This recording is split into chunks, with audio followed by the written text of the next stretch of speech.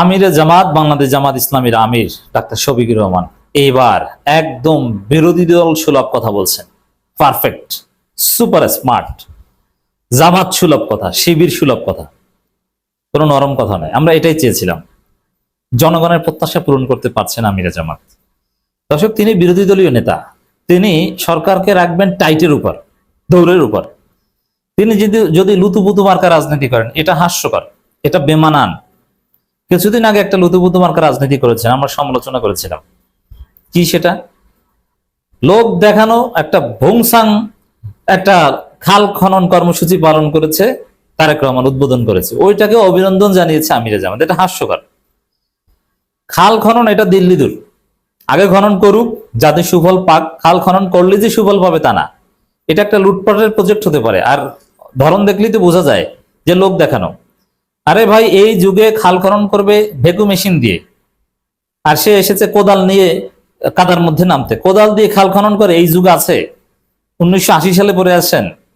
এটাকে অভিনন্দন জানানো কি আছে? এটা লুতুপুতু মার্কা রাজনীতি, এটা করা যাবে না। এবং আমি দেখেছি এই যে সড়কে ভয়াবহ অবস্থাপনা, 20 বছরের মধ্যে বেশি ভাড়া, এটা নিয়ে বিরোধী দলের উচিত তোলপাড় সৃষ্টি করা।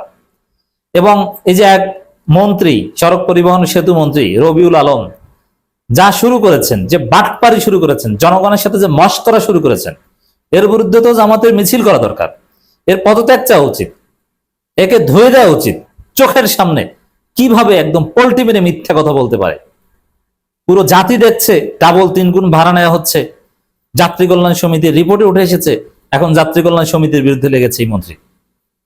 মানে পত্রিকার বিরুদ্ধে লাগবে, পত্রিকার মুখ চেপে ধরতে চায়, সবার মুখ চেপে ধরতে চায়, খাড়ার উপর মিথ্যা কথা বলছে। অথচ বিরোধী দল কিছু বলছে না। জামাত এই ঈদে অব্যবস্থাপনা নিয়ে জামাতের সেক্রেটারি জেনারেল একটা বিবৃতি দিয়েছেন। এই বিবৃতিতে বিএনপি সরকারকে মোটেও দায়ী করা হয়নি, এবং বলছে যে জনগণ নিরাপদ ঈদ যাত্রার অধিকার থেকে বঞ্চিত হয়েছে। কিন্তু এটা যে বিএনপি সরকারের ব্যর্থতা তা উল্লেখ করেনি। বিএনপির নামগন্ধ নেই, চাঁদাবাজি যে বিএনপি করছে নামগন্ধ নেই, বিবৃতি একটা দিয়েছে। মানে বিএনপিকে বাঁচিয়ে দিচ্ছে জামাত। অবশ্যই রহস্য আছে, কিছুদিন পর একসাথে জাতীয় সরকারের প্রয়োজন হতে পারে, কারণ এক ভয়াবহ দুর্ভিক্ষের কবলে পড়তে পারে বাংলাদেশ।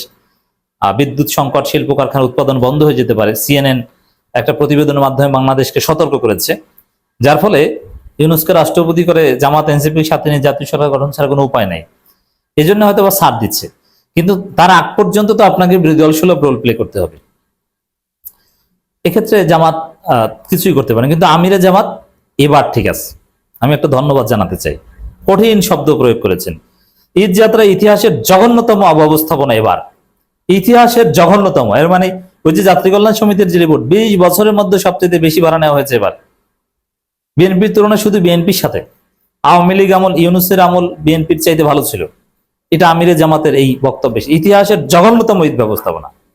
এটা কেন এতদিন বলেনি, এবার বলেছে। আমরা বলেছি, আমরা জামাতের প্রতিবেদনের, জামাতের যে স্টেটমেন্ট, তার সমালোচনা করেছি, কিন্তু আমিরে জামাত এবার ঠিক আছে।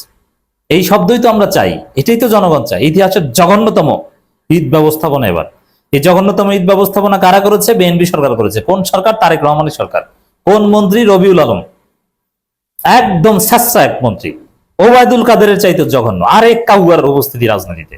জনগণ বিরক্ত, এবং জনগণ মুখের উপর জবাব দিচ্ছে। জিজ্ঞেস করছে বাসের ভিতর ঢুকে যে কোনো সমস্যা আছে? জনগণ বলছে যে হ্যাঁ, আপনিই তো সমস্যা। বুঝতে পারছেন? জামাত এখানে নীরব কেন? এবার দেখেন আমিরে জামাত মুখ খুলেছে।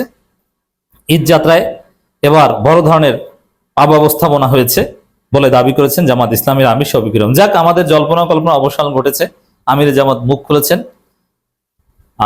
ইতিহাসের অন্যতম কঠোর শব্দ প্রয়োগ করেছেন। জামাতের আমির কঠোর শব্দ প্রয়োগ করেন না সহজে। একই সঙ্গে তিনি প্রশ্ন তুলছেন, তাহলে কি বাংলাদেশ আবার ফেসিবাদের কবলে পড়তে যাচ্ছে? হ্যাঁ, এটা কিন্তু জোরালো সমালোচনা। তো এই ধরনের শব্দ চয়ন করবেন কি করবেন না আমিরে জামাত, জল্পনা কল্পনা অবসান ঘটেছে। হ্যাঁ, পারফেক্ট শব্দ চয়ন করেছেন।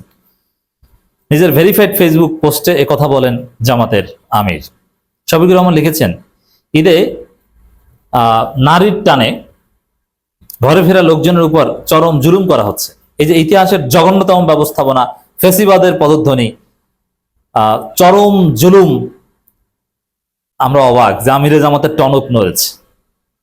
ঈদ উপলক্ষে শহর থেকে বিপুল সংখ্যক মানুষ আপনজনের সঙ্গে মিলেমিশে ঈদ করার জন্য এক বুক প্রত্যাশা ও আনন্দ নিয়ে সারা বছর ধরে অপেক্ষা করেন। তিনি লেখেন, ইতিহাসের জঘন্যতম অব্যবস্থাপনা বাংলাদেশ এবার প্রত্যক্ষ করলো। এর দায় অবশ্যই সরকারকে নিতে হবে। জামাতের বিবৃতি দিত এর দায় সরকারকে নিতে হবে, এটা বলে নাই, তা আমিরে জামাত বলেছেন, এবার লাইনে এসেছেন। তো আমিরে জামাত তিনি যে পারেন তিনি দেখিয়ে দিলেন জল্পনা কল্পনা অবসান ঘটিয়ে। কারণ সরকার গঠনের পরপর এই সংশ্লিষ্ট মন্ত্রণালয়ের দায়িত্বপ্রাপ্ত মন্ত্রী যে বক্তব্য দিয়েছেন, ব্যবস্থাপনার মূল ভিত্তি এটাই। সংশ্লিষ্ট মন্ত্রণালয়ের দায়িত্বপ্রাপ্ত মন্ত্রী, হ্যাঁ আমিরে জামাত একেবারে 100-তে 100 সুপার, আমি 100-তে 100 দিলাম। কিন্তু তারপর একটু সমালোচনা করি, আমার শব্দ চয়নগুলো একদম মন মতো হয়েছে। আমরা যেটা সমালোচনা করি, জামাতকে যেটা সংশোধনী দিই, সেটা এখানে পূরণ করা হয়েছে। কিন্তু সংশ্লিষ্ট মন্ত্রণালয়ের দায়িত্বপ্রাপ্ত মন্ত্রী, এই ধরনের শব্দ চয়নও বাদ দিতে হবে। এটা আওয়ামী লীগ আমল না যে নাম ধরে সমালোচনা করলে গুম করা ভয় থাকবে। আপনাকে বলতে হবে সড়ক পরিবহন ও সেতু মন্ত্রী রবিউল আলম, স্পষ্ট নাম ধরে বলতে হবে। এইসব জমির প্রোনাউন ব্যবহার করা বাদ দেন।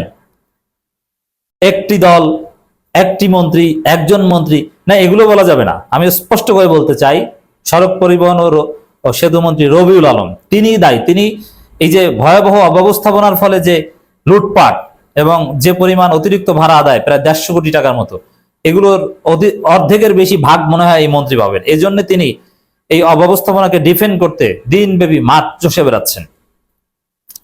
এই জন্য নাম বলতে হবে, মূল ভিত্তি এটি, দায়ী তিনি। অতএব এই মন্ত্রীকে দায়িত্ব নিতে হবে। তারেক রহমান উচিত তাকে সরিয়ে দেয়া, কারণ এই মন্ত্রী বিএনপিকে ডুবাবে।